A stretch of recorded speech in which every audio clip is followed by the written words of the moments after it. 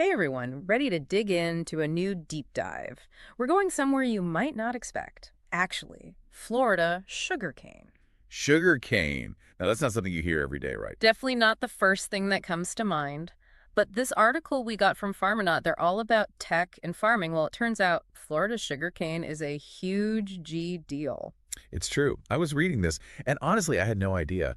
Florida is actually the #1 producer of sugarcane in the U.S. No way. I would have guessed somewhere way further south. Right. But nope, Florida takes the cake. And this Farminaut piece, it goes deep on the history, the challenges farmers are facing, how they're even using AI and all that. Fascinating stuff. Well, let's jump into it. I, for one, am ready to learn all about Florida sugarcane. Where do you even start with something like this? Well, the history is actually pretty surprising.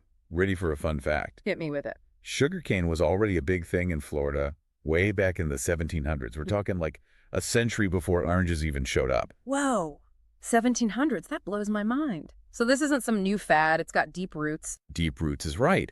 And now it's this massive industry bringing in billions of dollars, supporting a ton of jobs in Florida. It's serious business. Okay, so not just some small-time operation. This is a big deal for Florida. And speaking of a big deal, this article mentions something about specific sugarcane varieties. Like, they're not just growing any old sugarcane, right? You're right. It's not that simple. They've developed specific varieties. One they talked about a lot was CP 961252. It's chosen for its disease resistance and how well it grows in that Florida climate. So there's a science to it, not as easy as just throwing down some seeds and hoping for the best. But even with the perfect sugarcane, I imagine growing anything on that scale has its challenges. Oh, absolutely. They've got to deal with the elements. Timing is everything. Got to plant during that September to January window. And don't even get me started on pests. Oh man, pests. The bane of any farmer's existence. This article mentioned sugarcane borers, whiteflies, aphids. Sounds like an all-out bug assault. It's a constant battle, believe me. That's actually where this farm and out approach comes in. They're all about integrated pest management, or IPM, and it's pretty cool stuff. IPM. Sounds intense. Is that just a fancy way of saying they're hitting these bugs with every pesticide under the sun? Not at all. Actually, it's the opposite. IPM is about minimizing the environmental impact while still keeping those sugarcane crops safe. Instead of going in with all guns blazing, they're using a bunch of different strategies to, outsmart those pests. Okay, so less of a chemical warfare approach and more of a strategic strike team. I like it. Give me an example. What does one of these sugarcane strategies look like? So one thing they do is crop rotation. By switching up what's planted each season, they're messing with those pests' life cycles, making it way harder for them to take hold. Ah, so they're staying one step ahead, keeping those bugs on their toes. I like Yeah. the thinking. What else? Well, they also get a little help from Mother Nature.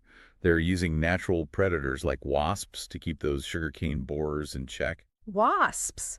That's amazing. Talk about fighting fire with fire, or I guess pest with pest. It's like a tiny little gladiatorial arena out there in those fields. Yeah, you could say that. Now, it's not all sunshine and wasps. They do use pesticides, but only as a last resort. And even then, they try to make it targeted, using things like neem oil, which is way more environmentally friendly. Neem oil.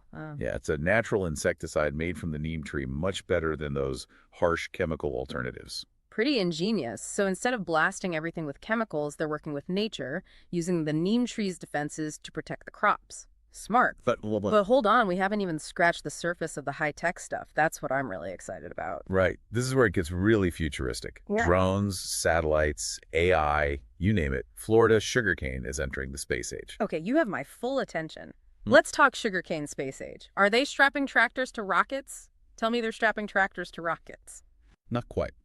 But they are using satellite imagery. Gives them a bird's eye view of the whole operation. They can monitor crop health, spot issues early on, even make their irrigation super efficient, all from space. Wow, talk about a deep dive. Farming from orbit. But how does all that data actually translate into action on the ground? That's where AI comes in. Artificial intelligence steps in to analyze all that data from the satellites, drones, sensors, you name it. It's like having a superpowered farming assistant, processing all that info, and making recommendations in real time. So we're talking AI that can tell you when it's the perfect time to harvest or even adjust irrigation based on real-time weather patterns. Exactly. And it's not even just about being more efficient, it's about sustainability, too. Something Farminaut seems really passionate about. And it's not even just about being more efficient, it's about sustainability too, something Farminaut seems really passionate about. Yeah, sustainability keeps coming up. Mm. With all the talk these days about climate change and how it's going to impact agriculture, I'm curious, how are these Florida sugarcane farmers dealing with that? Right, that's the big question looming over everything. For sure, sugarcane. It's a thirsty crop. Needs a lot of water. And then there's the fertilizer runoff, pesticide use. All that stuff has an impact. Okay, so what are they doing about it? Just trying to use less water, less chemicals in general? Well, yeah, that's part of it. They're using things like precision irrigation sensors and data to make sure the water only goes where it's needed. They're trying out these cover crops, too, to improve the soil, which can actually help reduce the need for fertilizers. So it's all about being smarter with the resources, not just using less. Exactly. Makes sense. What about pesticides, though? We were talking about IPM earlier. Are there any other new approaches in the works? Oh, definitely. They're researching and developing new biopesticides all the time. These are made from natural sources like plants, bacteria, that kind of thing. Biopesticides, huh? Yeah, and they tend to be more targeted, break down faster in the environment, so you don't have as much risk of harmful stuff sticking around. Wow. So we're fighting pests with plants now. That's some next level stuff. It is pretty amazing. Yeah. But there's one more thing from the article I wanted to hit on. It's this whole blockchain thing. We touched on it before, but I'm still trying to wrap my head around it. Ah, yeah, blockchain. It's pretty wild, actually. They're using it to create a digital record for each batch of sugarcane. A digital record, like a history for each batch. Exactly.